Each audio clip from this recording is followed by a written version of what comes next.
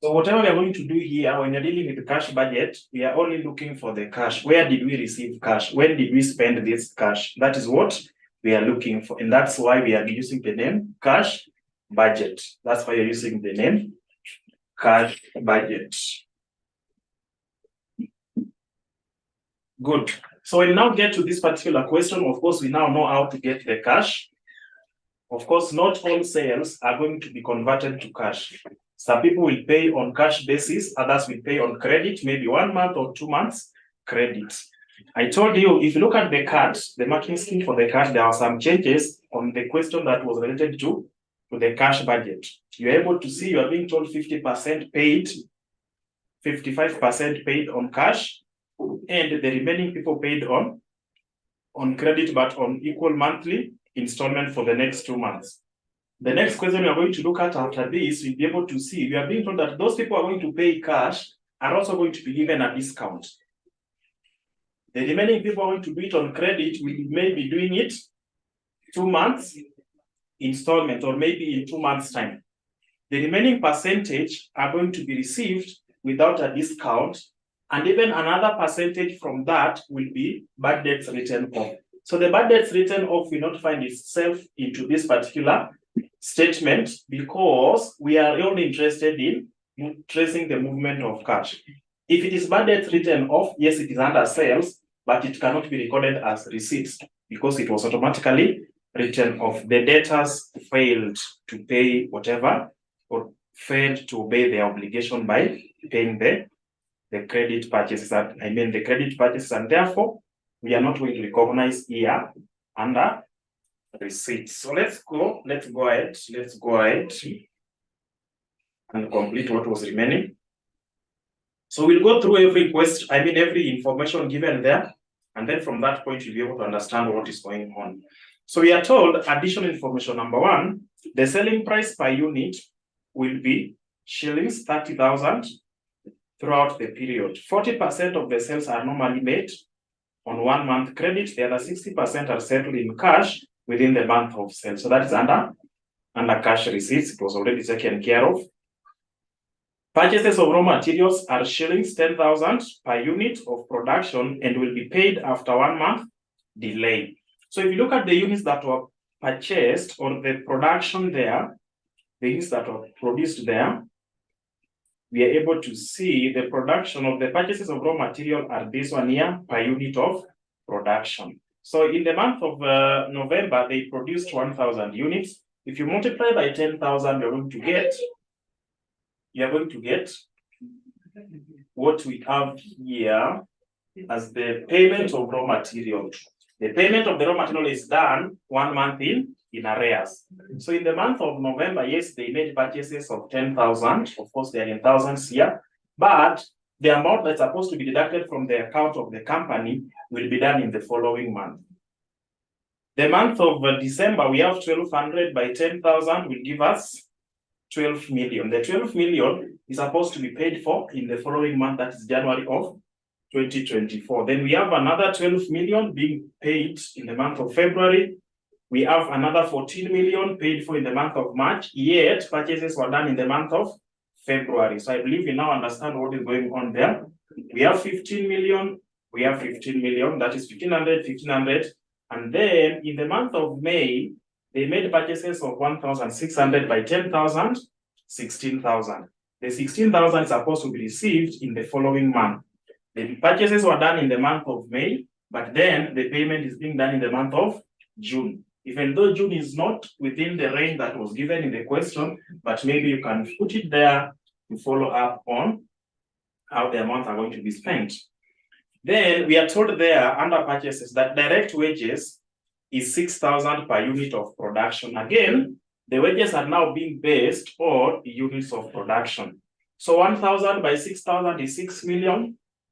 1,200 by 6,000, 7,200,000, or 7,200 because they're in thousands. Another 7,200, 8,400, 9,096,000. But then that is the wages. How are they going to pay for the wages? Are they going to be paid for in the same month which they were incurred, or they are going to also be paid for on arrears. We are being told that additional information number 3, the time lag in payment of wages is 50% in the month of sale and the balance in the month following the month of sale. So if I sold this or I incurred wages of 6 million in the month of November, half of it, or 50%, is paid for in the same month, then the balance will be paid for in arrears in 1 month in arrears. Therefore, the remaining 3,000 will be paid for in the month of December. 7,200 you receive, 3,600 is paid for the same month, balance you pay the following month. 7,200 again, 3,600 the same month, balance the following month. The same to 8,400, that is 4,200, 4,200, 4,500 for 9 million, 4,500, this one and this, then this one and this one here, and then 9 million again, 4,500, 4,500, 9,600, you pay 4,800 in the same month, and then balance the following month. Then when we get to production overheads during the period to 31st of December 2023, had been, I think that's where we stopped. Yes, that's where we stopped at. What, are we leaving something? Yes, that is it. So let's look at additional information number 5. Production overheads during the period to 31st of December, this month's year up to 31st of December, what was the amount? The production overheads during that period had been at 18 million a month and are expected to rise by 2 million per month. Do we have time lag on the payment of the production overheads? Do we have any time lag? Oh, we are skipping one there. Thank you for that. Let's start with that number 4. Let's follow that order. During the period, the business plans to advertise its products. Payment for advertisement of 10 million and 15 million will be made in January and March, respectively. So we have advertising cost or advertisement cost.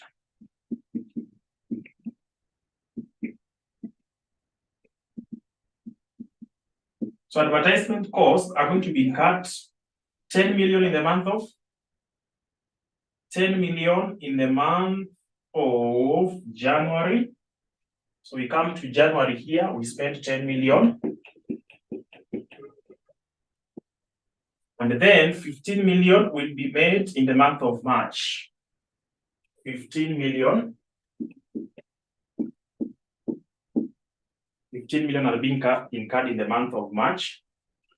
Then production overheads during the period 31st to 31st December had been at 18 million. So we have production overheads. We have production. If you have any question, please raise it. Production overheads up to 31st of December, it was at 18 million. If you are keen enough, you'll be able to see the examiner is silent, not indicating whether they were paid for in arrears or they just paid for it in the specific month that it was incurred. So if they have not mentioned anything,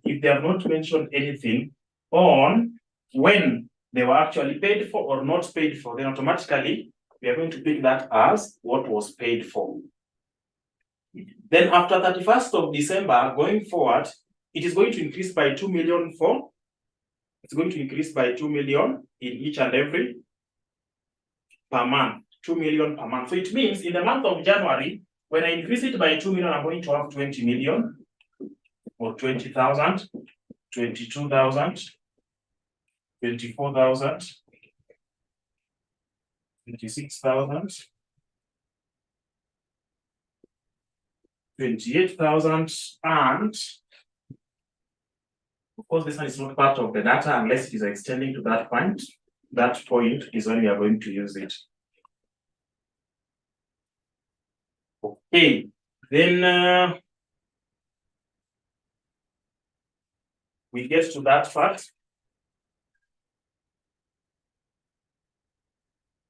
The next thing that we have there, if you look at additional information number 6, a new baking oven machine will be bought and delivered in December 2023. It is being delivered in December 2023. But then what will happen after delivery? The machine will cost 66 million. This will be paid in 3 equal installments in January, February, and March 2024. So we have machine. Is it machine or oven? Oven machine.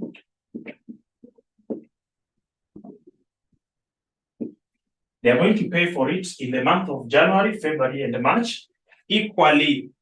They have mentioned the word 3 equal installments. So how much am I going to debit or indicate in the month of January? The total is 66 million or 66,000. Then we divide it for the 3 months. So how much will I record in the month of January? How much? 22 all the way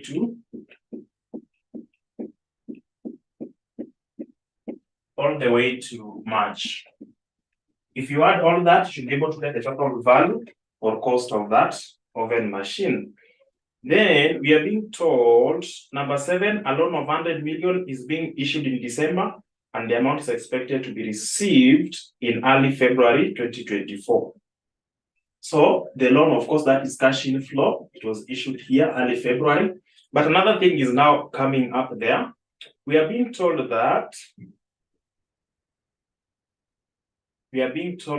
interest on loan at a rate of 1% per month shall be charged from February.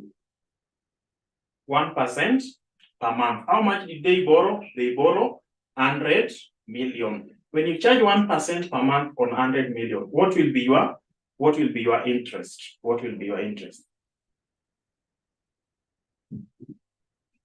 What will be your interest? What will be your interest? Alafu tujibu Florence. Interest on loan.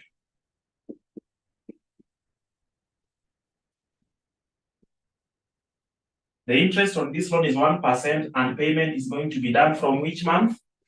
They are starting to do the payment of the interest on this particular loan from the month of shall be charged from February. So starting from February, we are going to have interest on the loan. It is 1 million. So if I bring in the 3 zeros, I'm going to have 1,000. Thank you. Yes.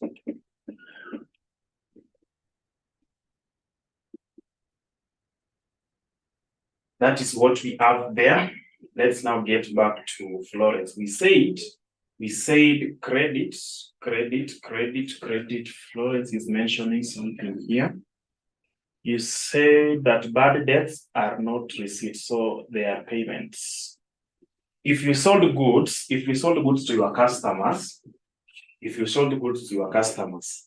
and they have not paid for the goods, you record that as debtors. Is it? You record it as debtors. That is, you have hope that in the near future, they're going to pay for the goods that they took on credit. Should they fail to pay for these goods, then you don't expect anything from them. How will you recognize that loss? You take it to income statement as an expense. That is bad debts written off. Is there somewhere you're going to write a check to pay for the bad debts written off? The answer is no. You will not incur any amount of money. So the bad debts written off will not be recorded here as maybe receipts or payments. It's just an expense that you're going to charge. It reduces your receipts, but it is not affecting what you are going to receive here. You are told 40% maybe is cash, 50% credit, but will be received in 2-month installment. The remaining portion was not realized. So it is just there to help you know how you're going to deal with the remaining portion of the total sales. How will you write it off? It is not going to be it's not going to affect any cash within that particular workings. Okay, then we are told number 8, an outstanding tax liability of 16 million is due in March 2024. So we have tax liability. It is due in March. It is due in the month of March 2024, and the amount is 16. The amount is 16 million. The amount is 16 million. Then we are being told that in the same month of March, The company intends to dispose of surplus baking ovens with a net book value of 11 million. For how much? 6 million. So the 6 million that you're talking about, proceeds on disposal of oven. You're going to record it here. If you are told to come up with budgeted income statement, then you get now back to a FAR concept. You get back to a FAR concept where you're going to record it to us oven account or oven machine account. You are disposing it. Remember, you are recording maybe your transactions at net book value. So balance wrote down, you're going to indicate it there. Did you purchase any? We are told that some were purchased somewhere here. Oven machine was purchased 66 million. So you're going to have bank increasing the oven account by 66 million. Then you are going to come here and give us what we call depreciation. You are keeping this account at what? At net book value. So depreciation will be affecting this account. You indicate. They have not mentioned anything about depreciation. Then you give us what will be going to disposal, which you have told at net book value, they are disposing an asset of 11 million.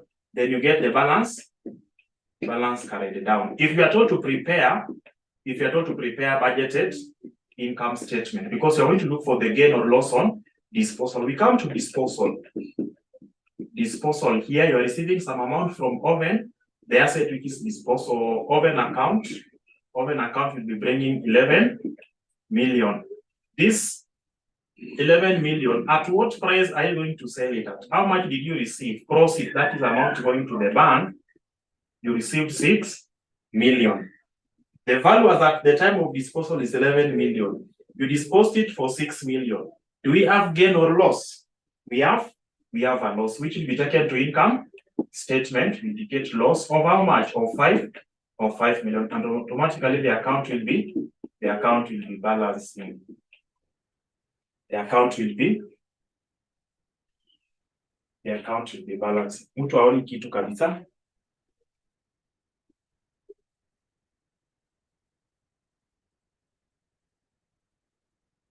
So that is what we have there. Pardon, the T account. So this one is not part of management accounting, but if you're going to look for the loss, or gain on disposal of an asset, then you have to prepare the T account, whereby this one you have the asset account, the non-current asset account. Then you come to the disposal account where you're going to record the gain or loss. The value, the net book value of your asset as at that time, ni 11 million. You are disposing it at 6 million. Are you making a profit or a loss? Value yake, your phone, which you have as at now, your laptop, which you have as at now. If you look at the value, you look for the value, you'll be told it is 11. It is 11 million if you use now the net book value, the depreciation concept. But if now someone wants to purchase that particular phone or laptop, they are telling you that they can only give you 6 million. Are you going to have a gain or a loss? Its value is 11 million. You are selling it at 6 million. So that is loss on disposal. The loss on disposal is not going to be a cash. What you are going to receive, the amount of money you are going to receive into your bank because you are selling your asset is 6 million. Not the loss, not the gain. If you can recall, those who are doing a FAR as at now, you'll be able to see when you are dealing with the statement of cash flows, or even those who did a FA, you'll be able to understand that we were not recording gain or loss on disposal of assets. Under cash flow from operating activities, we were adding back loss on disposal of assets because that loss is not money. It's just the accounting concept. It is not going to be money. There's no single day you're going to say, let us write a check of 5 million to pay for the loss on disposal of our asset. No. It's just a matter of fixing the movement. How will you adjust the balances and then see what you have in your books of accounts? That is what we have there. So automatically this loss or gain will not affect you. So you're only going to look for the movement. How much did they receive?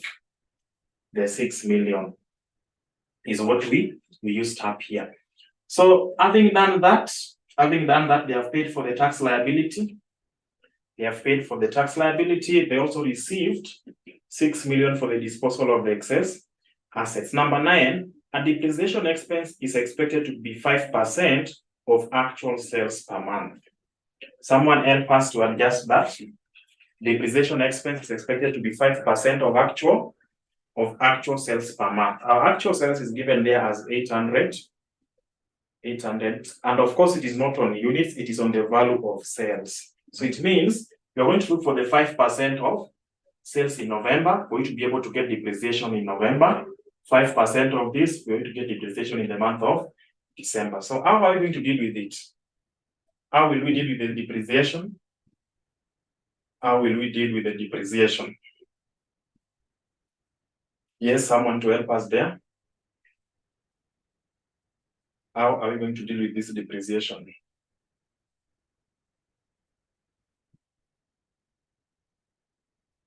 How will we take care of this depreciation?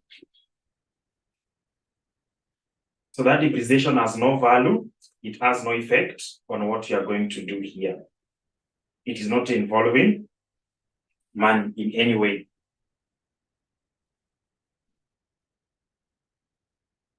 So that is what we have there. That is what we have here. So depreciation will not find its way here, because there's no single day you're going to say, I withdrew money from the bank to pay for depreciation. No, you cannot tell us that. You have not paid for depreciation. You just adjust it. It's a matter of being adjusted in the books of account of the company to trace the reduction in the value of an asset due to wear and tear. So that's why we are adjusting it in the books. But there is no single day you write a check to pay for depreciation expense. So what we are preparing here is a cash budget. Kama it is not involving money, then we are not going to include it here. We're going to ignore it. So let somebody go ahead and give us the totals. How much are you getting as the totals for that is total payments. Total payments utakuwa na ngapi? Total payments unakuwa na ngapi? Total payments unakuwa na ngapi? And because you have the statement with you, allow me to go away with this part here. Allow me to remain with the total receipts.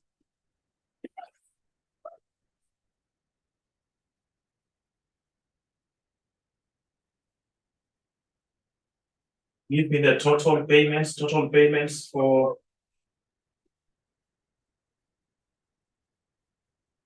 total payments. What do we have here? If you add everything in this column, what will you have? I want to put it somewhere here.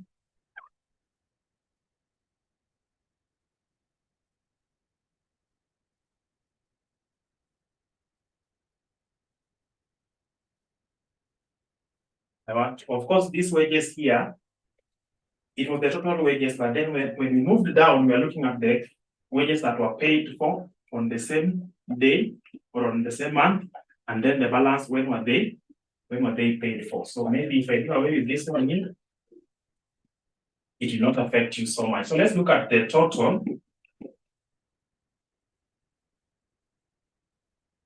Total payments. Watu wamepata kweli? December 36,400. 34,600. Then November 21,000.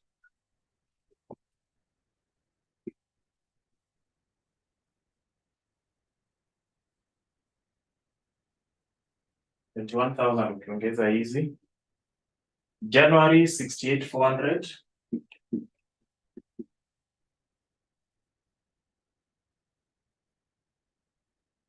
January 68,400. I want you to give me the figures all through, then I do away with whatever is down here.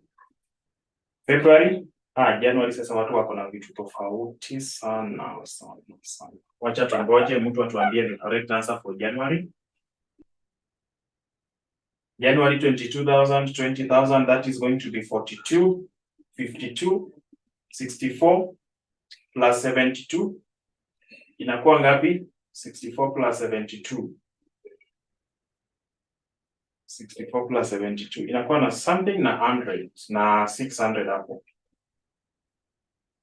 Tuongeze vizuri. This is 12,000, this is 7,200.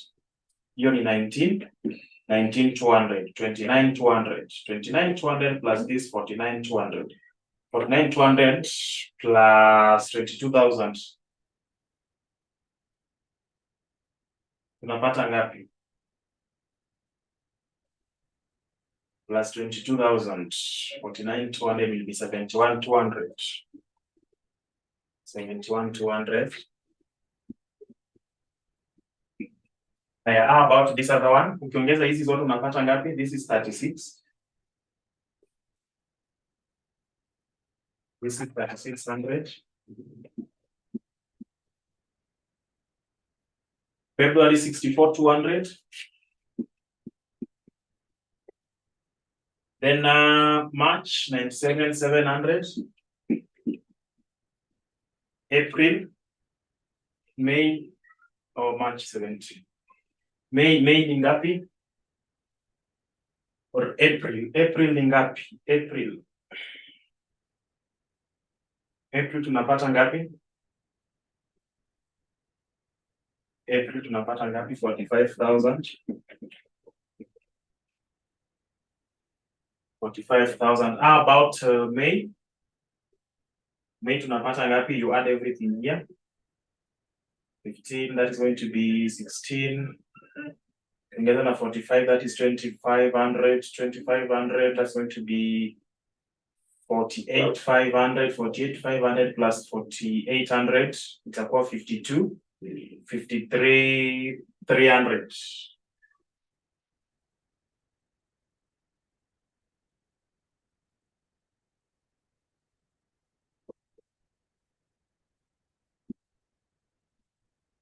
Hapa ni ngapi?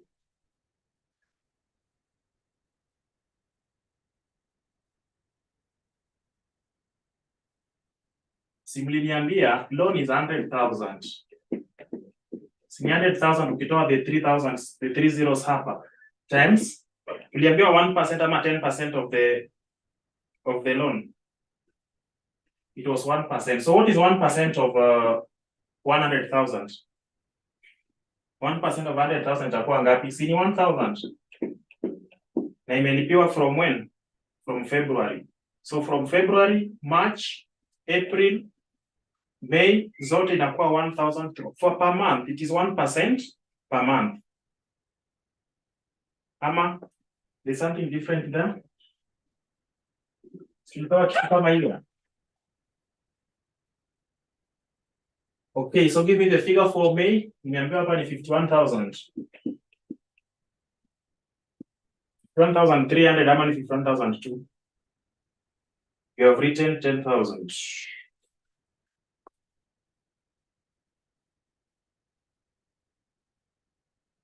Oh. So it means this one is reducing by 9. Hapa sasa ni wrong, si ndio? Is this figure correct? Is this figure correct? No. Haya sasa watu.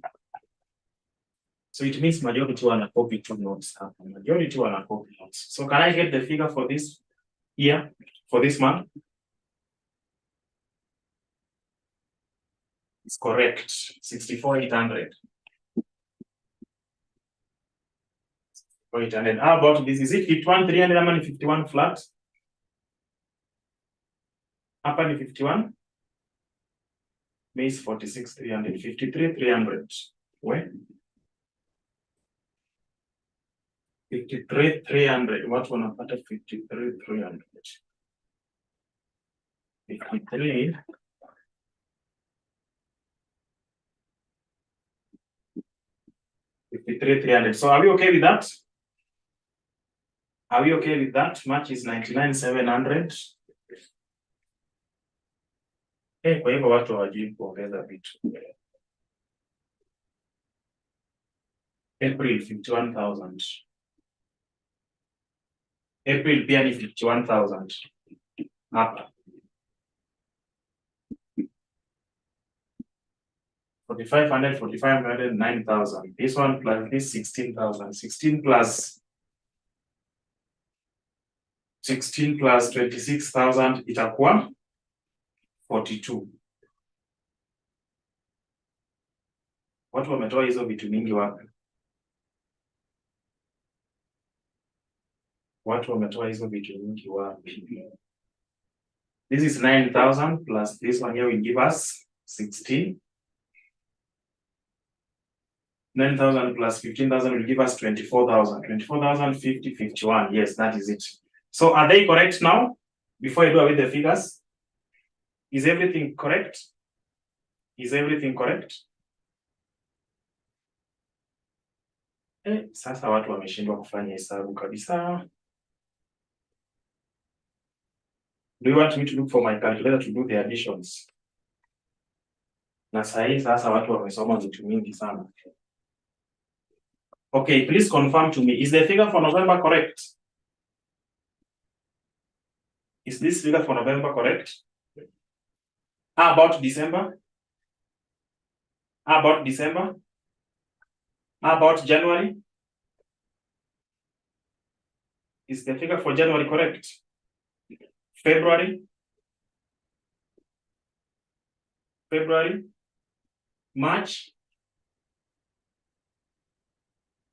100, 700.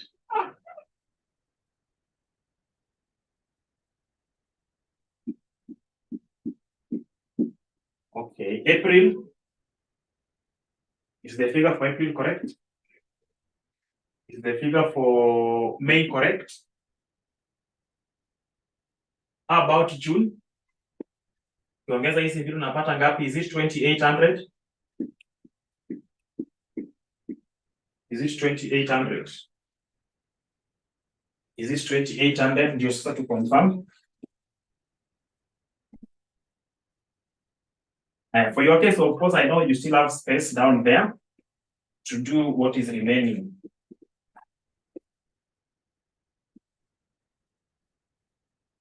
Sasa kama hii rahisi ndio inashinda watu. Tukienda kwa hii nyingine, naona watu wakikwama sana.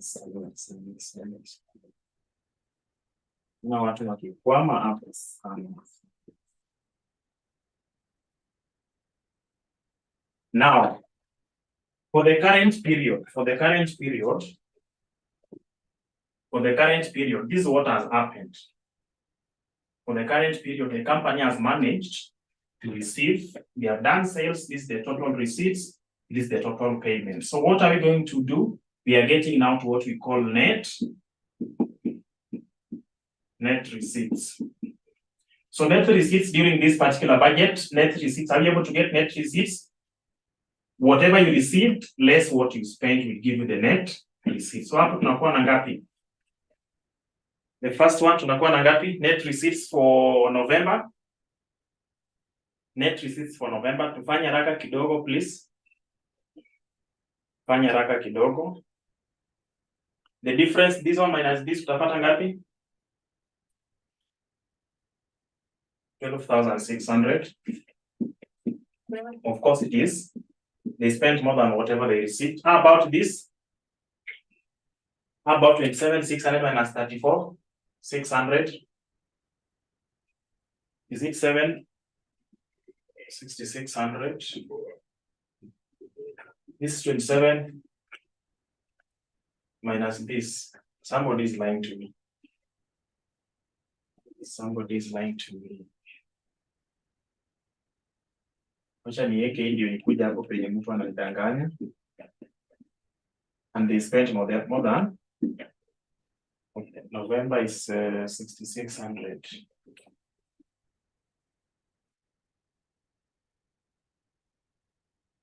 Kuna mtu mwingine hapa haifanyi mahesabu kabisa. Who is this person?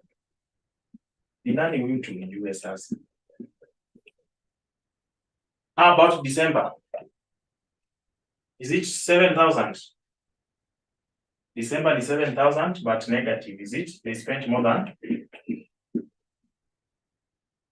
How about January? January is negative. January is negative. What figure? January is negative. 37,600. 37,600, really? Oh, yeah. Na ni negative. How about February? February ni ngapi? Someone should be calculating March. February 73,000, March 53,900. Thank you. Negative. Alafu hiyo ingine ni 73,600. Hai. Si hapa tuko na 8 na 8. Nafaa ikuwe flat figure. Night, check. Is it 73,600 or 73,000? Night, angalia vizuri. Night. Night give us 73,000. Na hapo itakuwa positive ama negative? It is positive because they received 137. They only spent 64. So hii ni positive. Lakini hapa they spent more than whatever they received, so ni negative. How about April? How about April? Mtaja calculate April. As you look for April, someone should be calculating June. 18 minus this. 5,400 negative. How about June? How about June? June mtu anapata ngapi? June tunakuwa na ngapi? 7,100.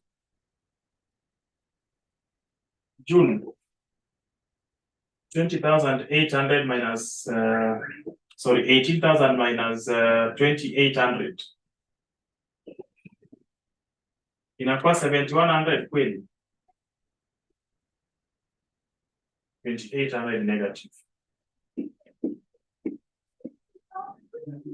2,800 negative, is it? So that's what we have. That is the net receipts as per this particular year. But do we have opening cash? So you could have come here and indicated opening cash balance, and then when we add it to the net receipt, we should be able to get closing cash balance. I believe you're able to remember this when you are doing what we call, of course, margin and absorption costing. When you're dealing with the units, we're able to see the closing units of the previous period is the opening units of the current period. So are we given opening cash balance of the previous period? That is October of 2023. You are not given, is it? So if you're not given, automatically you're going to have 0 here. Then this one here, you want to an opening cash balance, you're going to have a deficit still of 6,600. That deficit is the closing of November, and it becomes the opening of December. The opening of December, you add to whatever was realized in that particular period, you have a negative of 13,600. Then you come to this part, negative 13,600. Don't write this part here, I'm just illustrating. Then you get to the exact question. So 37,600 is a negative. You also had a deficit of 13,600. So it means your deficit has even increased. Your deficit has even increased. Your deficit has increased. Your deficit has increased. Your deficit has increased to 51,200. This closing becomes the opening of this period. Then now you add to the positive figure that you are having in the current period. Sasa utapata ngapi hapa? How much will you get here? I believe you've seen the trend. How much will you get here? Whatever you have for the current period, that is net receipts, then you add the opening. Tunakuwa na 21, tunakuwa na positive ya 21,800. This one here becomes the opening of the previous period. That is the trend. But now, having done everything without considering the month that the examiner was interested in, at this point, you are now free to concentrate on the month that the examiner wanted you to calculate. You are now free to do what? To concentrate only on those months that you are required to do. So there's additional information there that's telling us about the opening cash balance. Which number is that? There's additional information there talking about the opening cash balance. Are we able to see it within the question? Are we able to see it? Bonnie is telling us that it is additional information number 10. Is there someone who is able to see what Bonnie is seeing there? Tunaona hiyo number 10 sisi wote ama? Okay, we have been told the bank balance as at 1st of January 2024 is expected to be 15 million. January, 1st of January, the opening. Hajasema closing. In some cases, by the way, you will find them telling you the closing cash balance of December. The closing cash balance of December is equivalent to this figure. And actually, that's what they mean. If they tell you that the closing of December is 15 million, it's the same as telling you the opening of January is 15 million. So tuende hapo hivyo tuangalie opening cash balance of January. Opening cash balance of January is 15 million.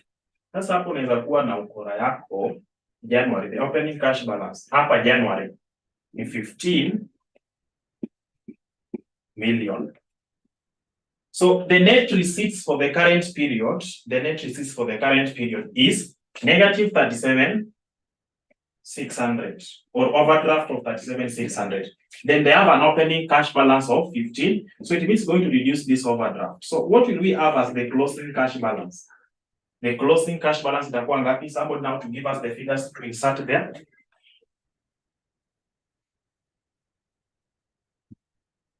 Hii ni deficit. Oh, they're talking about deficit within the question. Yes. Nataka kuona kama watu wanafollow. They said deficit. Kama ni deficit, it means it is an overdraft. Already wako na overdraft ya 15 million.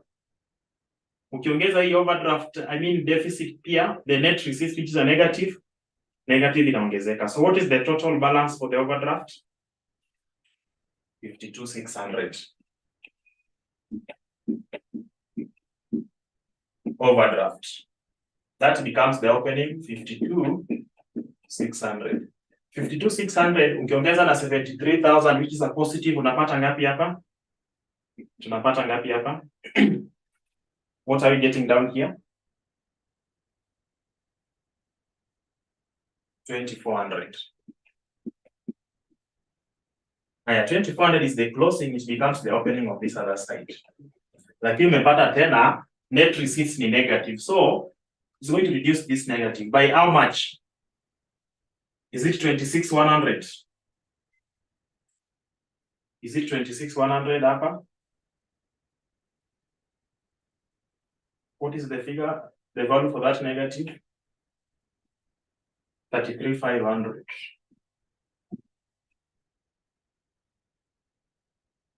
Sasa watu washaenda mbali kabisa. Tuko na negative 53,900 plus positive 2,400. Mtu anapata 73 aje hapa sasa. Weka tu kwa calculator, just put this kwa calculator, negative 53,900 plus 2,400. What are you getting? I now have again 33,500 na tuko na 13,100. So trust nani? Whom will we trust sasa hapa?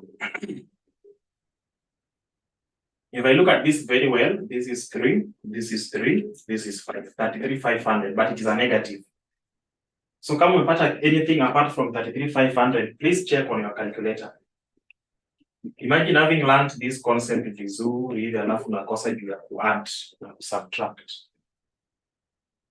I have this negative. I come up here and bring the negative 33,500. I have another negative. So it means the negative will automatically increase. When the negative increases, what will I have? Wacha nione chenye watu watapata.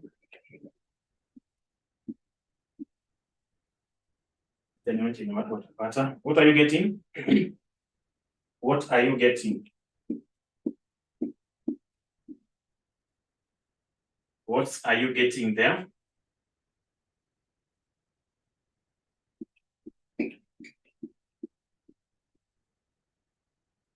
The last year, that is this one here.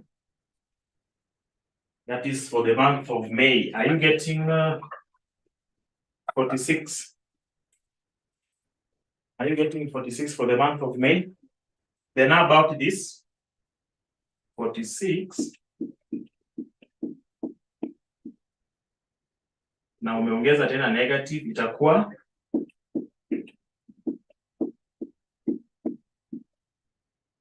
so that's what you are required to do in that question. That's what you are required to do in that question. So the examiner was interested in getting 4 months up to the last date of April. And that's where now we are going to mark. We come to your work very well. As you've seen, you must have the figures for February for you to be able to calculate March to some extent, some of the items there. But now we are interested in April here to January. So I come to this part and get good. So these are the points there. These are going to give you marks. So for your information, this small part here, this area here, unaona hiyo part ndogo cannot give you 10 marks. Cannot give you 10. This one here cannot give you 10 marks. Is place ndogo. So we're going to look at how are you calculating your sales from upper November. Were you able to calculate these sales correctly? How did you distribute the sales? The cash, ndio hii. How about credit sales? It was received 1 month in arrears. Ona penye amefika hadi May. Because there are some figures for this month here will help you to calculate something even for the month of February. How about payments? Something done in for the total wages you're able to see, you just calculate wages first, then you distribute the cash payment and then payment in arrears. Kindly explain why we did not use the 50% wages.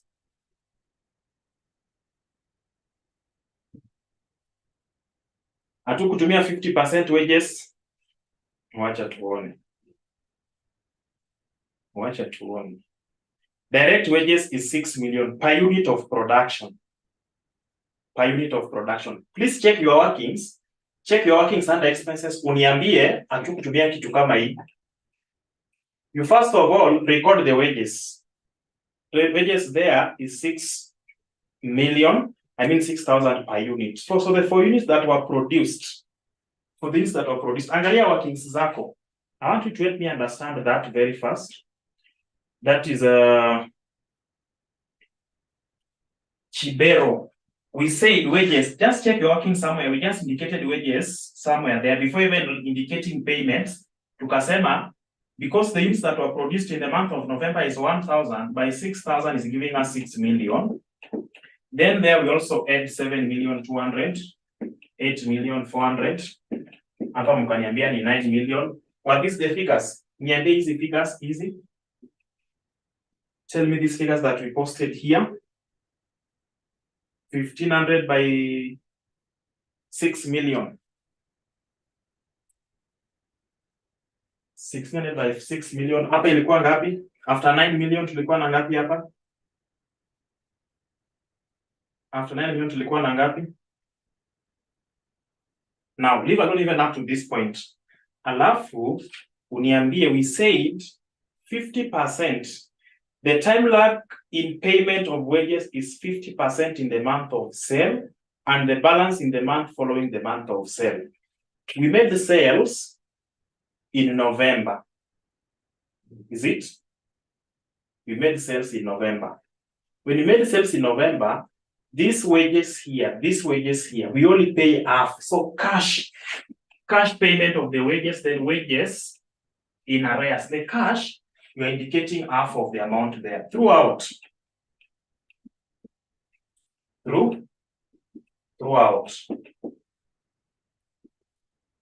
The other half is supposed to be paid for the month following the month of sales. We did not pay for it here.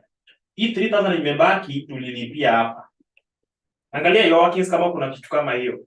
The 3,600 that is remaining was paid for here. 4,200 that is remaining was paid for here. 4,500 ilipiwa huku. Angalia kama uko na vitu kama hizo. Angalia kama kuna vitu kama hizo. 8400 then 9 million then 9 million again. Then 9600. Angalia kama kuna vitu kama hizo. Angalia. Great. So that's how you're supposed to do this particular question. So I want you to confirm to me that should you come across a question of the same kind, you will be able to tackle it. I want you to confirm to me that should you get a question of the same kind, you'll be able to tackle it. So is this now clear to everyone? Tuko sawa hapa? Are we okay with this? Are we okay with what is going on here?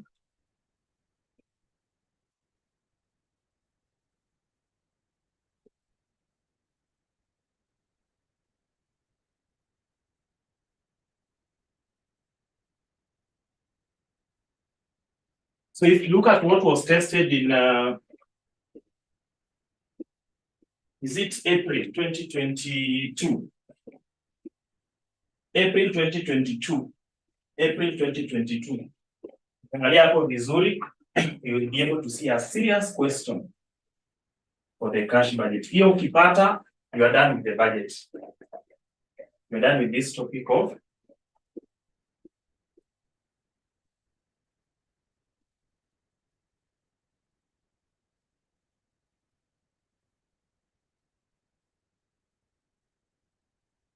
if you are able to do that question for April, you do the discount. Discount, sasa hiyo mtu alipewa hiyo unasahau hivyo.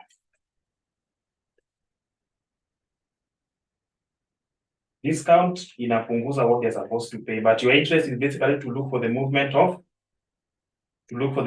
of cash. So wewe unatafuta tu hii cash ilienda wapi?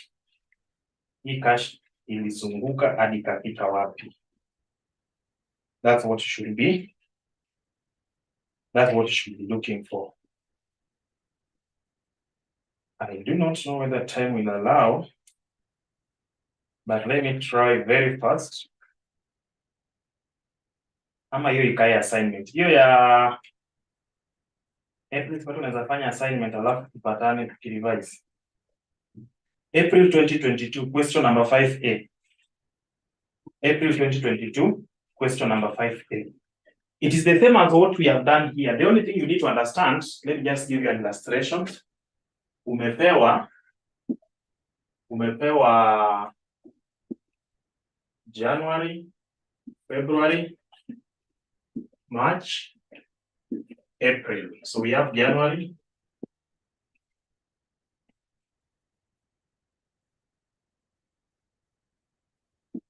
sales. Sometimes you're going to be given the sales or you calculate the way we've just done in the concluded question. So we have sales. We have 80,000, 196, 120. Additional information number 1.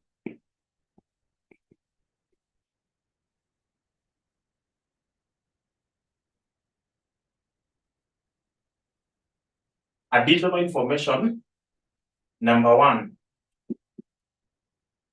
Additional information number 1. Let me pick it from that part. Ukitumia hiyo information itasaidia watu wengi. So we want just to use that additional information to tackle this part. So let's go to that question very fast, the CPA question. April 2023, twende hapo mbio mbio. Twende hapo mbio mbio ndio tuangalie what will be confusing in that question. Nataka mfanye hiyo so that when time will be there, we simply try and do it as the last part. The last part of revision.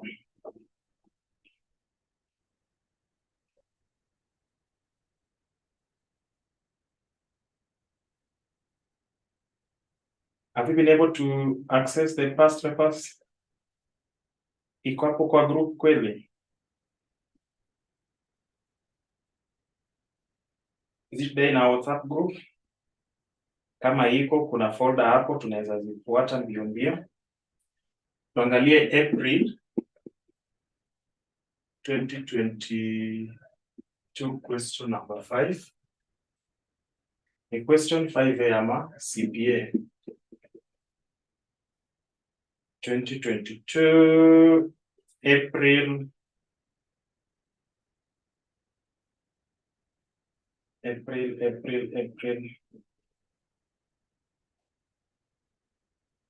Management accounting.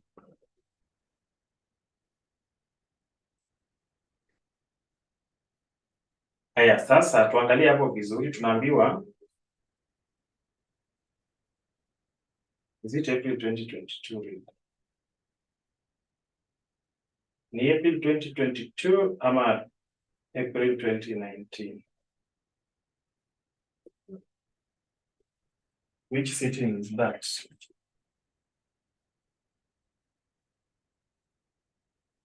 Ni 2023? Hapana, wachana na hiyo. Kuna ingine. Is it 2019? Let me check very well.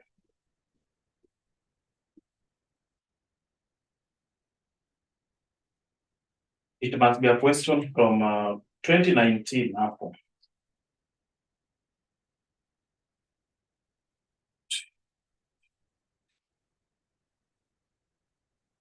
Hebu tuangalie 2019 May. That one is not bringing out what I want.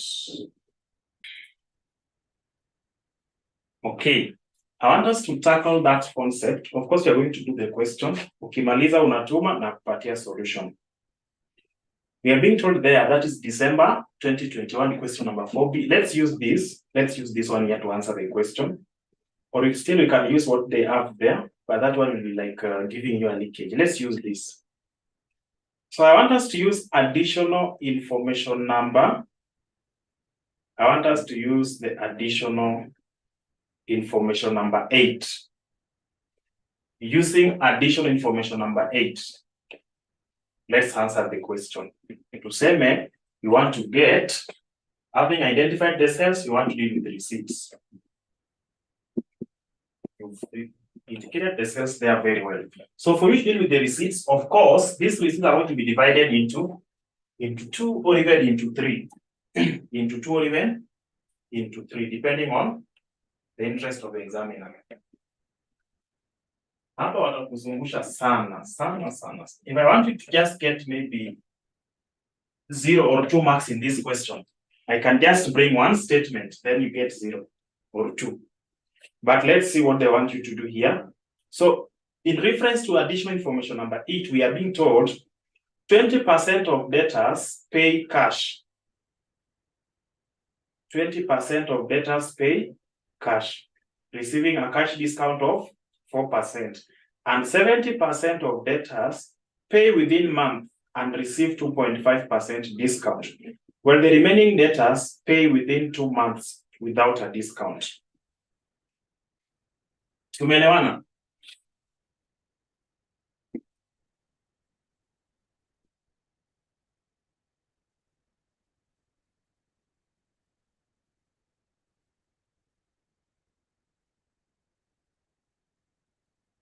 So let's answer that question. 20%, so we want to talk about receipts here. First of all, there is cash. The total sales is given up here, but the cash sales is 20%. So can someone go ahead and give us 20% of 80,000? 20% of 80,000 ni ngapi? 20% of 80,000 ni ngapi? 16,000, is it? They are supposed to pay 16,000 if they paid cash. Lakini, wanapewa discount of what percent? They are receiving a 4% discount. So 16% is equal to 100%. Wakipewa discount ya 4%, they're supposed to pay us how much? 96%. So how much is 96% of 16,000? 96% of 16,000 ni ngapi?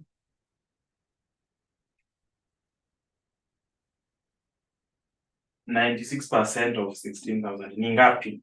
15,360. Hiyo ni wenye wamelipa cash. Okay. 20% wanalipa cash. Then tunaambiwa 70% of the debtors pay within 1 month.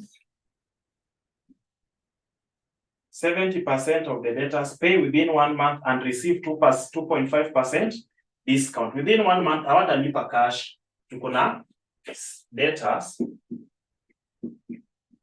70%. Wanalipa within 1 month. After kuchukua sales on January, they are paying for it within 1 month. That is the month of February. So debtors 70% of total sales ni ngapi? 70% of 80,000 tunapata ngapi? 70% of 80,000 unapata ngapi? 56,000. Wakilipa within 1 month wanapewa discount of what percent? 2.5%. So it means how much are they going to pay us? 100% is equal to 56,000. If we give them a discount of 2.5%, they're supposed to pay us 97.5%. Itakuwa ngapi? 97.5% inakuwa ngapi?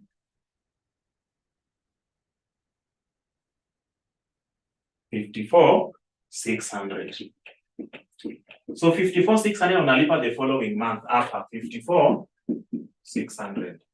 Hiyo ni ya hapa juu. Hii sales ya January. Haya, tunaambiwa 10% wanafanya nini? Well, the remaining debtors pay within 2 months without a discount. So, debtors, the remaining 10%. Ukiongeza hizi vitu, are they giving you 100%? Yes. So the 10% debtors are going to pay within 2 months. They don't pay cash. They don't pay within 1 month. They are paying within 2 months. So what is 10% of 80,000? 10% of 80,000? 10% of 80,000 ni ngapi? 10% of 80,000 ni ngapi? 8,000. Lakini hawapewi nini? Hawapewi discount. They pay the full amount. Nataka tufuate vizuri tuone. I want us to follow this clearly. Then we see if all that you're going to include here will be equivalent to this 80,000. And sasa tuanze kutafuta discount. These people were supposed to pay 16,000. Walipewa discount ya 4%. Wakalipa 96. So can you give me 4%? 4% of 16,000. Hiyo ndio discount walipewa. Alafu 70% of 8,000 tulipata 56,000. Wakapewa discount ya 2.5%. Give me 2.5% of 56,000. Tupate hizo discounts tuongeze zote. Then to that we add the cash payment which is 15,600. To that we add the 70% debtors who are given discount 54,600. We add to debtors who are not given any discount. So what is 4% of 16,000? 4% of 16,000? Naambiwa ni 640. Naambiwa hapa ni 640. Then 2.5% of 56 ni 1,400. Add everything here. If you don't get 54,600, 15,630, ama 15,360, 15,360, 54,600. If you don't get 80,000, tunaanza kufanya hii hesabu. Add everything. Are you getting 80,000? Are you getting 80,000?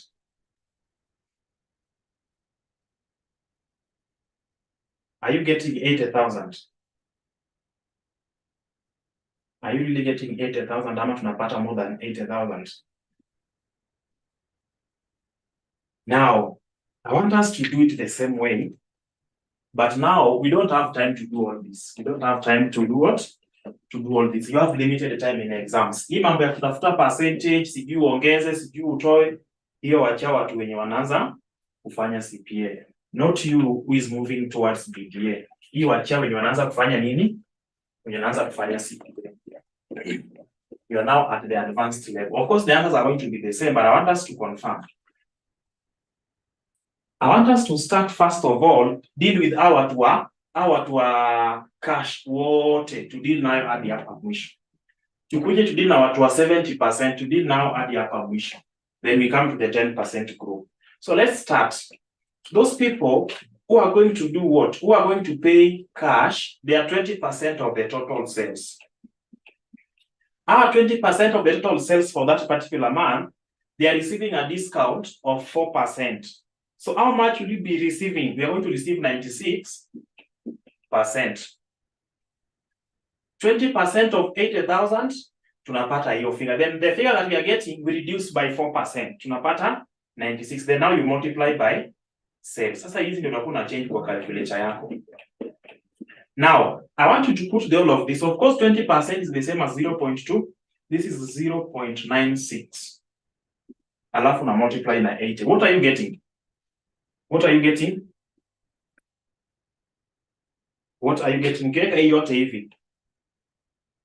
Aya, hiyo ni 15,360. Go ahead and put that one of 100.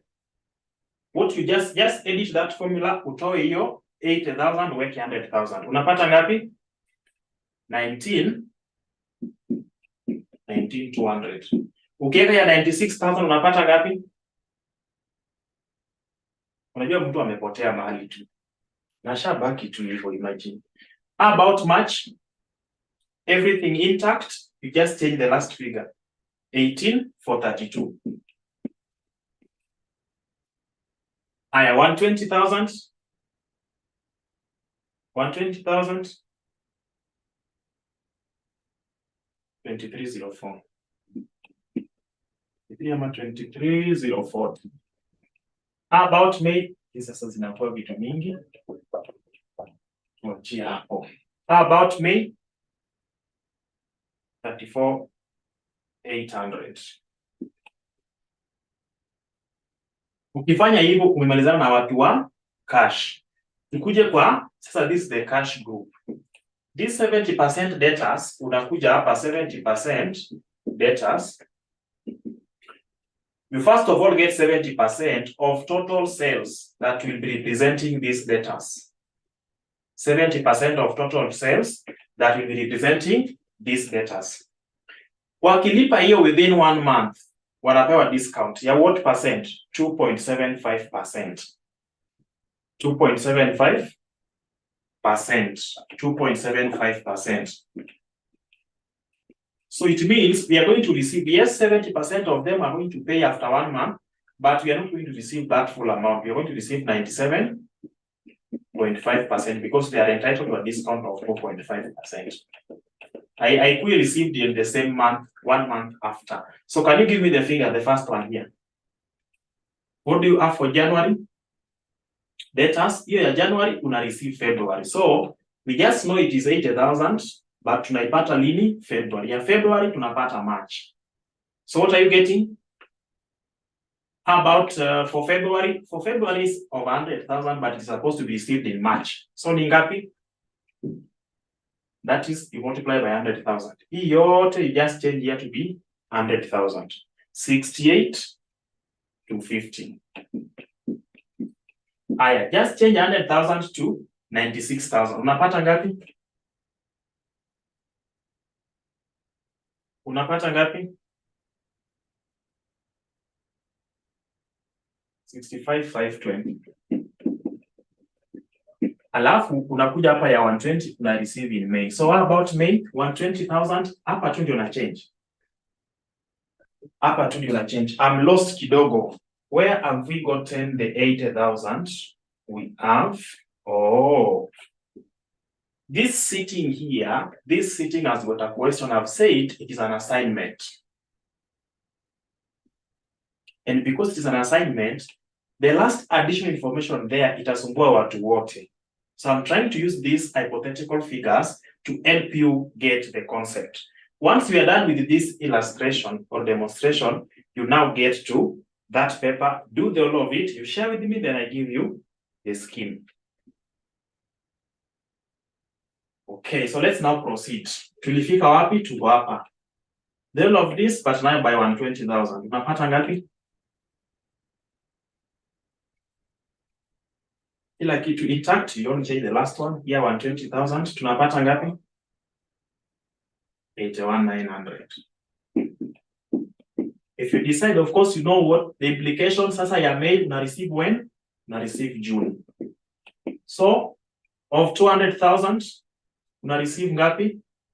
Of 200,000, is it 36,864?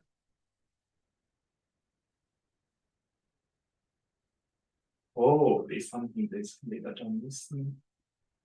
Ni ngapi of 200,000? 136,500. 136,500. Sasa ona sales za May zinapatikana June. Ingine itaenda hadi July. Wacha tuone. Kuna ingine inaenda hadi July saa hii tu. Haya, tunaambiwa 10% are supposed to pay, no discount, but supposed to be received in 2 months time, is it? Ukimake sales January, unangoja, una receive that in 2 months time. Una receive when? Una receive March. So tukuje hapa, there is no discount. You only look for 10% of the total sales all through. The only thing that's going to change is that you're going to receive it after 2 months. Bora tu may skip the first 2 months easy. Umeuza hapa, una receive after 2 months hapa. So proceed that way. 8,000, it is 10% of 80,000. Una receive March. The next one is 10% of 100,000, which is the next one is 10% of 96,000, which is 9,600. 10% of 120,000. Ona sasa kitu liuza April unaipata June. Na June iko kwa bracket yenye umepewa. Haya. Ukikuja hapa May, kitu umeuza May 200,000, 10% of that ni 20,000. Ona penye una receive July. I receive July. So assume you are told to prepare from March to May. Tuko hapa, wewe umeanzia kila kitu hapa March. Ona kitu utapoteza. There's something that was sold in January, una receive March au kucapture. Haya, kuna kitu uliuza February, una receive when? April au kucapture hiyo. So that's how you extend this for you to be able to get everything before and after the time requested in the question. So tuko sawa na discount allowed. You are giving out discount. If they're going to affect your workings here, they're going to be marked. If they will be affecting your workings here, they are going to be marked. But the interest of the examiner is, are you able to give us all that were asked? So what you need to do, you can avoid the extending ones, but the ones that are coming before that period, hizi za kwanza usikubali kuacha, to do all of them. Good. So are we now okay with anything to do with the discount allowed? This is the business allowing its customers.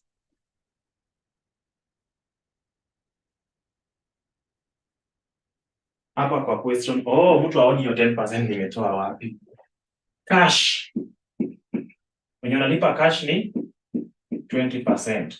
Wenye wanalipa in 2-month installment, debtors 70%, 1 month installment.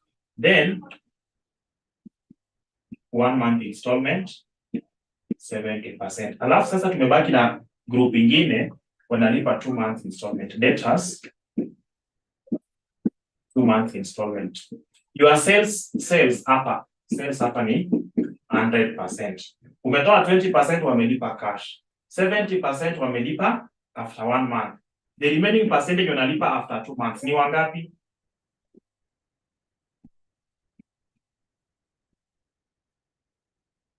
Unafaa upate zero. Ni wangapi sasa? Ni wangapi?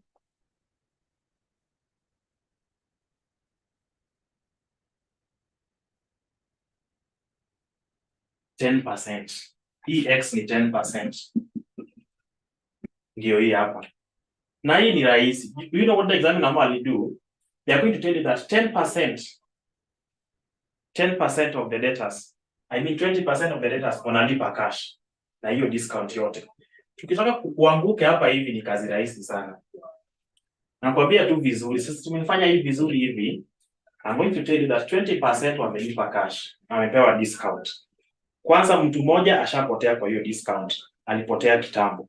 Naona mwingine ameng'ang'ana, ameovercome hiyo discount. Sasa kumwangusha tena, nakuja na kuambia 70% of the remaining creditors. Tunaelewana? 70% of the remaining creditors. Tumejua tumetoa 20%. Hii 20% will be subjected to the total sales. Ukitoa 20% of the total sales, unabaki na 80% of the total sales. Sasa unaambiwa 70% of 80%. 70% of 80%. You 20% wamelipa cash. 80% hawatakuwa wamelipa cash, ni debtors. Alafu our debtors wenye wamebaki unaambiwa 70% of them wamelipa after 1 month. 10% of them wamelipa after 2 months. 5% of them hawakulipa. Then the remaining 5% of them walifanya nini? Walilipa na hawakupewa discount. Ukileta hivyo kila mtu wenye hawakuelewa hiyo kitu, apart from yosoma RCM, utakuwa unaona tu 0 0 0 0 0. That's how it is going to happen. So get to understand the language of the examiner. Wanakwambia 20% of what? Of total sales. Alafu kisikia tu 70% of the remaining debtors. It means the remaining debtors ulitoa 20 kwa 100 kwa total sales, umebaki na 80%. So 70% of the remaining ni 70% of 80. Hawajasema 70% of sales. 70% of the remaining debtors who did not pay cash. So understand, in our question you have been told 20% walilipa cash, 20% of sales. Then CRT 70% of the balance, wametuambia tu 70% debtors 1 month. Then the balance, the remaining sasa walifanya nini? Walilipa after 2 months. So get the language of the examiner. Usipoelewa utafanya things perfectly, but because you just missed a word, kila kitu ni wrong. What happened to the discount? Where do we record it? Discount is not cash. Did you receive money in the name of discount? Uli receive pesa kweli? Walifaa wakulipe ngapi? Walifaa wakulipe 56,000. Tuliona hapa hivi. Walifaa wakulipe 56,000, actually 16. Hii tulipata ni 16. Walifaa wakulipe 16, ukawapatia discount. Wakakulipa ngapi? Wakakulipa 15,360. Walienda na 640 kama discount. So hiyo ni income to them, not to you. Na hata hao au kuwalipa. So hiyo sio cash. And if the remaining debtors were to pay within 2 months, then why that 10,000 is not appearing in April? If they were to pay after 2 months, why is that 10,000 appearing in April? Na hiyo ukilipa cash, si month ni 0, unalipa the same month, the same time umenunua vitu unalipa. So if you are supposed to pay cash, unalipa the same month. If you are allowed 1 month, it means unalipa the following month. Sindio? 1 month from the time of purchases. Aya. Wacha tukuja hapa tuhesabu. From January, ukinunua vitu January umelipia February, hiyo si ni 1. Ukilipia March, hiyo si ni another 1. How many months are this? Is your question answered? Is your question answered, Florence? Is your question answered?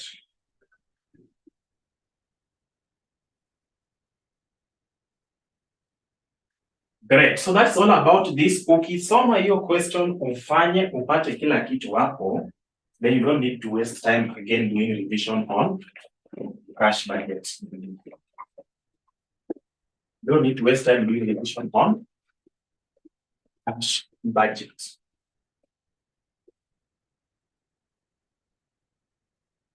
So we are going to do flexible budget. We're going to do something about flexible budget. What is there is very, very simple. what is there is very, very simple. It takes you back.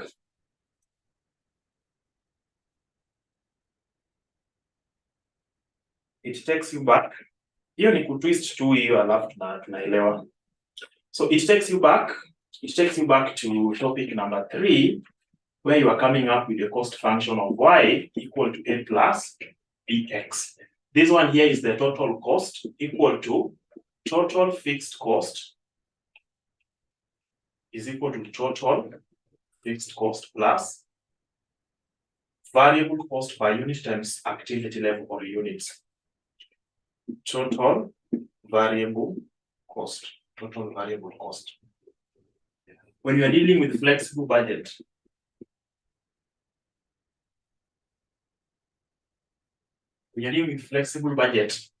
if this is your total cost, the only thing that is going to change for everything there is due to change in activity level, which will be affecting your total variable cost. But variable cost per unit is constant. Tuelewane hapo. Variable cost per unit is constant. The value of B is constant. The value of A, which is total fixed cost, is constant. The only thing that's going to change is what? X.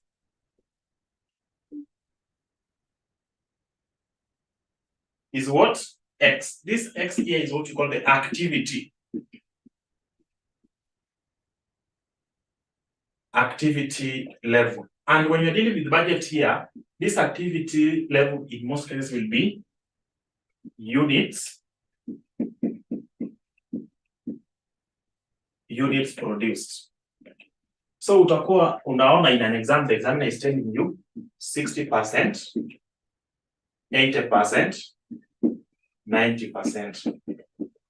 Alafu anakuja hapa hivi anakuambia material, direct, labor, then you get prime cost. But they just give you that, just give you direct material, direct labor, production, overheads, then production, overheads. Na tunaelewa vizuri, when we are doing marginal and absorption costing, we are able to identify that the production overheads are divided into two. We have variable and fixed. Hapa wame combine zote. Non-production overheads, we are able to see we have variable selling and distribution cost, and we also have fixed selling and distribution cost. The fixed non-production overhead and the variable. Tuko nazo. But now they have combined all of them. Hata hii direct material unapewa hivyo, direct labor unapewa the total amount incurred at each level of activity or level of output. So unaambiwa if they are operating at 60%, unapata hii, at 80% unapata hii, at 90% unapata hii. Of course, the units will be different, so you expect them to change based on units. But within these costs that are given, there's that fixed element. There's that fixed element. So how will you identify the fixed element? Tunatumia hii. Back to topic number 3. Na tuko topic number 9. Under flexible budget. There are some costs that are going to be fixed there. Hata ukiangalia tu statement umepewa hapa hivi. If they don't combine all of them, you'll be able to see something like at 60% it is constant, at 80% it is constant, at 90% it is constant. What does it tell you? It is a fixed cost element or item. So that's what you need to identify. Basically, if you're dealing with flexible budget. So ukiangalia vizuri, is it May 2019 question number 5A?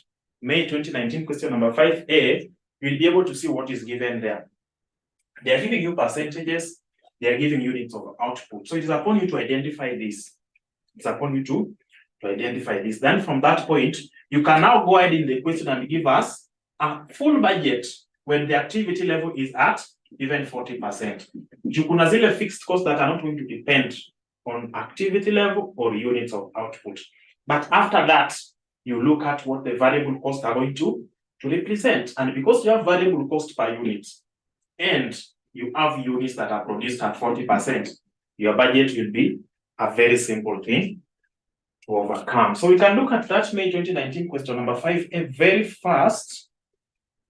Then I even give you like 3 minutes tuangalie shida imekuwa wapi.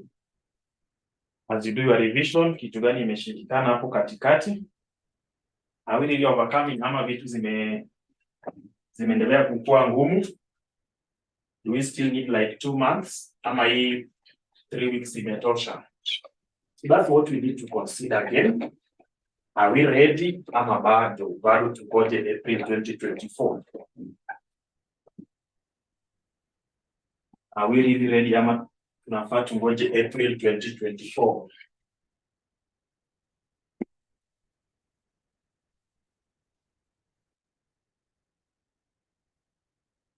Question number 5A.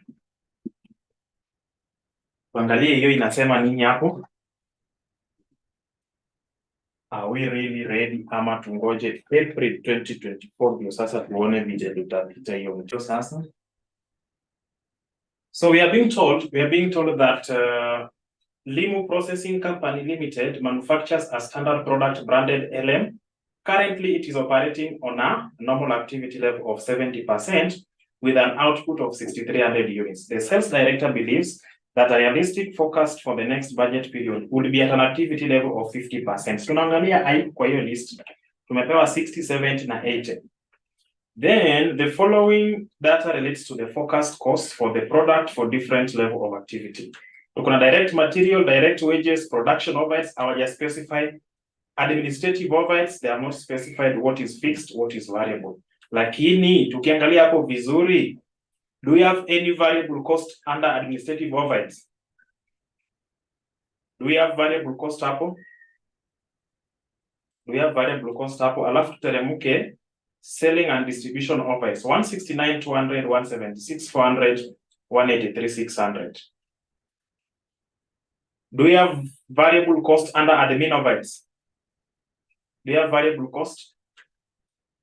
As the activity level changes, the selling, the administrative overheads does not change. It is constant throughout.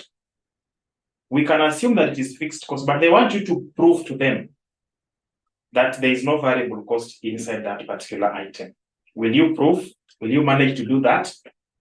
Let's see. So for us to do that, we need to identify, if you are going back to y equal to a plus bx, which method? We cannot use regression here. We cannot use regression here. So which method are you going to use? You're going to use what we call I-low method. Wenye wako wanaelewa walikuwa naepa I-low method, imekufuata up to topic number 9. Imekufuata up to topic number 9. So let's look at what we have there. Let's look at the actual units. Tumeambiwa at normal activity level, which is 70%, is equal to 6,300 units. Are we able to go ahead and get at 60%? At 60%, tutakuwa na 60% by 6,300. You divide by 70%. You give me the number of units. At 80%, itakuwa 80%. You multiply by 6,300. You divide by 70 units. And tumeambiwa something about 50, which we are supposed to prepare now. 50% will be 50% by 6,300. You divide by 70%. Aya, watu wapeane answer sasa. 5,400 ni 5,400, I think ni 60. Alafu hiyo mingi more than 70, I think nasema about 80. Aya, watu wanapatia ya 50. Ya 50 ni ngapi? Night anasema ni 4,500. Someone to agree or disagree with the information?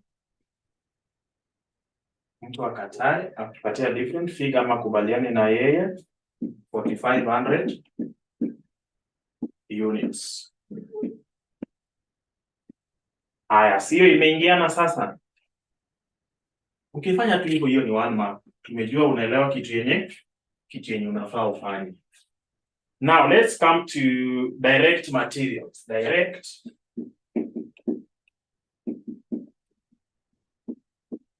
direct materials. Here, the total cost is being driven by the activity level. Our activity level hapa tumesema ni nini? Ni units that have been produced. Na hiyo inaitwa X. So what do we have as X? We need to get the highest values pair and the lowest values pair. So the highest values pair, it is X, Y.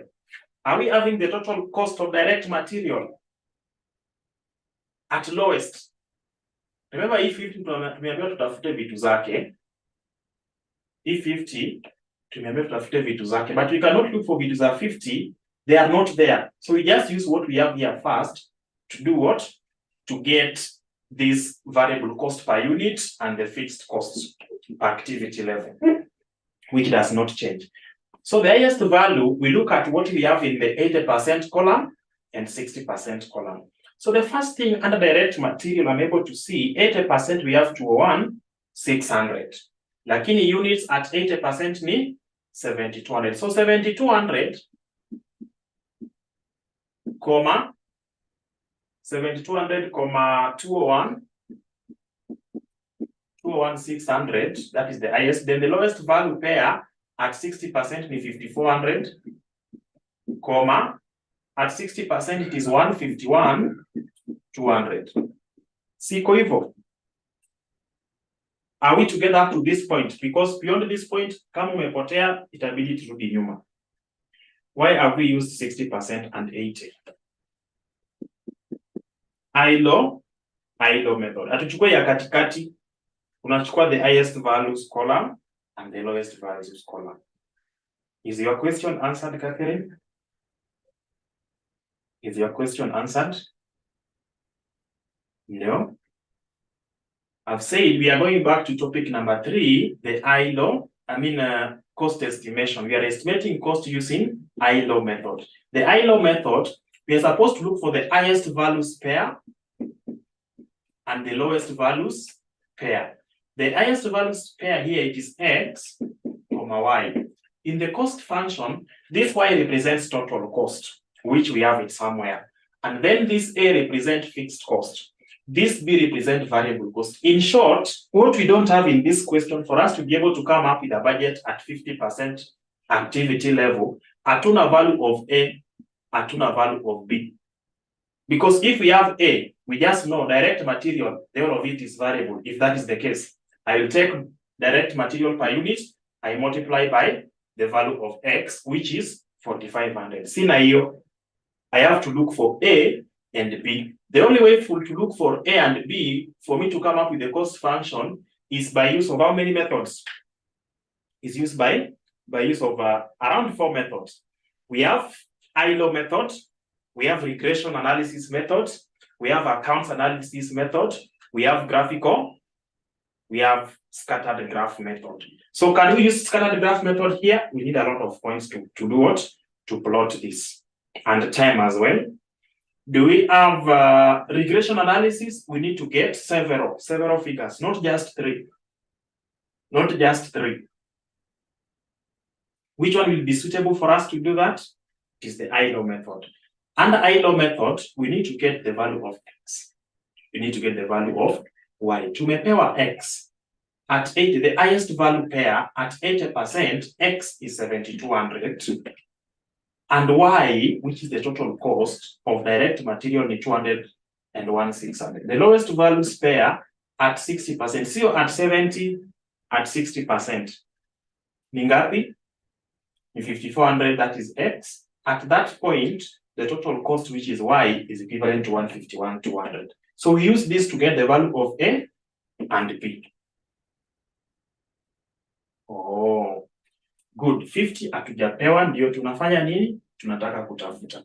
So let's go ahead and come up with the cost function. How do we get B? Remember, B is the gradient or the slope of the curve. So B is equal to change in Y over change in X. Change in Y over change in X, we take the highest, that is 201,600 less 151,200 divide by change in X, which is 7,200 minus 5,400. My good friend should be able to give me the answer, the value for B. The value for B itakuwa ngapi? Alafu tunaendelea, tukuje wapi sasa? Tukuje hapa, tutafute the value of A. Y, which is the total cost, is equal to A plus BX. Do we have Y? We pick any of the points, either the highest or the lowest. So tuseme tumetumia highest. Y, which is 201, 600, is equal to A, atujui A, plus BX. Should be giving me B. Should be giving me B, 28. So it is equal to A plus BX, which is 28. And that 28 we multiply by X. X, when 200 and total cost is 201, 600, that is Y. When Y is 201, 600, X is equal to 70 what? 7,200. What is the value of A? 1,600 minus 28 by 7,200. What is the value of A? What is the value of A? A is equal to 0. What does it tell you? From your class, of course, you're just describing yourself, but sasa nataka tu fikirie kidogo. Are you able to remember when we were dealing with direct material? Direct material was 100% variable, is it? Direct material was 100% variable. That's why our fixed cost is 0. The whole of this is variable. Now, let us confirm. Let us confirm if the total direct material cost is variable, then it means if I take at 80%, I take 7,200, we multiply at 28, which is variable cost per unit, I'm going to get 201,600. If I go at 60%, nichukue 5,400 units, ni multiply by the cost per unit, I must get 151,200. If that is true, then automatically my workings are correct. Is that the case? Ukichukua 7,200 by 28, you are getting 201,600. Ukichukua 5,400 by 28, you are getting 151,200. Is that the case? Great. But what we are looking for to tumepata that variable cost per unit under direct material is basically 28 shillings. So that's what we are going to use. Ukikuja hapa hivi ku prepare 50% activity level direct material, itakuwa ngapi? Itakuwa 28. We multiply by the units at 50%. Ni ngapi hapa? 4,500. Aya, mtu achape hii anipatie figure. Unapata ngapi? 2,800 by 4,500. 2,800 by 4,500. Unapata ngapi? 126,000. Imagine just that. Ukifanya hivyo wewe unateremka tu and you get your marks. Aya, the next thing that is given there is direct wages or direct labor. Tukuje sasa to calculate your direct wages. The direct wages, we follow the same procedure.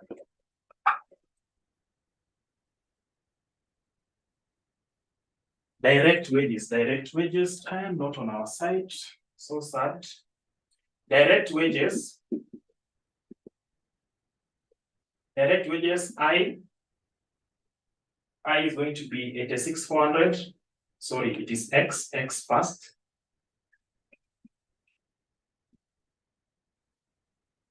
Then low will be 64,800. Yeah, I'm really confusing these things. 5,400, 64,800.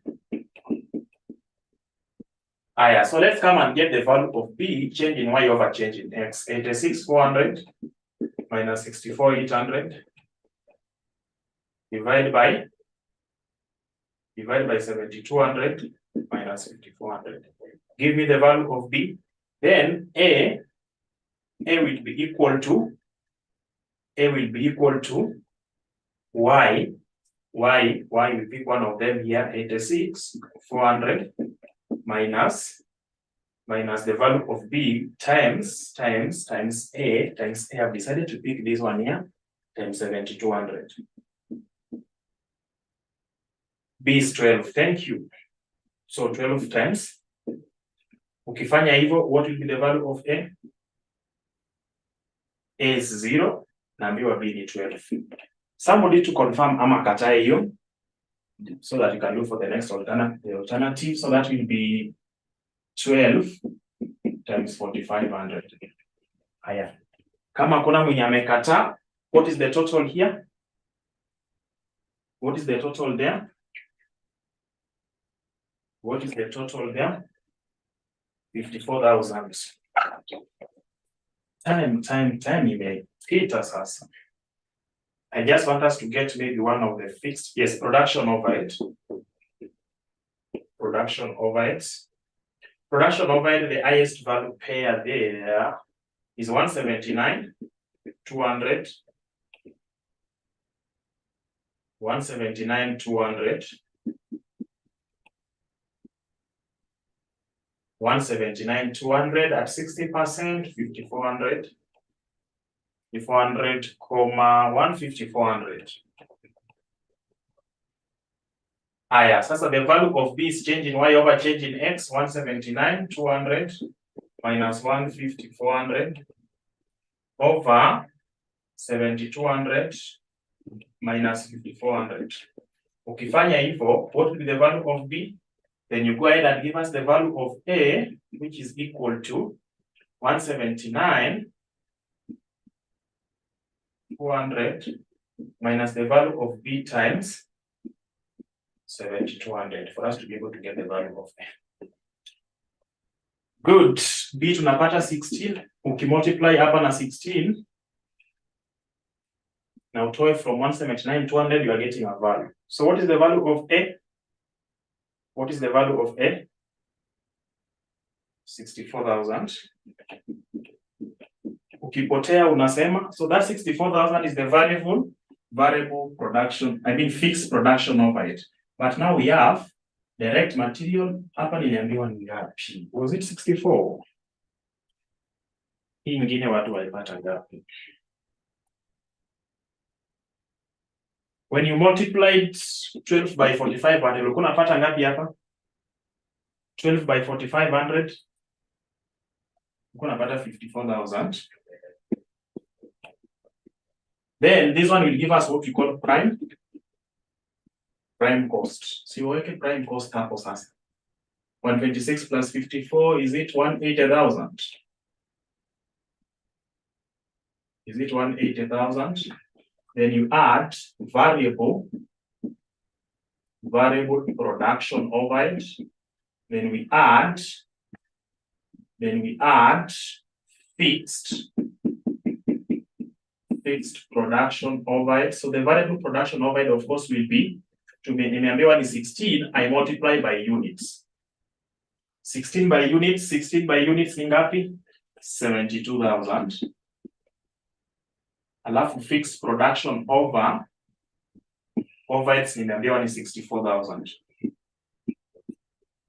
Na tunasonga, then to the prime cost here, you are going to add those ones. We move to the next thing, admin overheads. Admin overheads, you don't know whether there is variable or fixed. So tutakuja hapa, tuseme admin overheads, tumepewa H, tumepewa low, H, there is 7,200, comma 126,000. Then hapa yuko na 5,400, comma 126,000. Ukiangalia tu kitu vizuri, is there anything that is variable there? But unafaa calculate uangalie. Si ndio? Unafaa calculate uangalie. This minus this will be 0 over this minus this, we are going to have a 0. That is the value of B. Then fixed cost will be 0 times 7,200, then 126 minus 0 times 7,200. Unapata B is equal to 126,000. Sasa the whole of this is fixed. Admin cost, the whole of it is fixed. The whole of it is fixed. Alafu unamaliza na selling and distribution. Hiyo ni variable. Selling and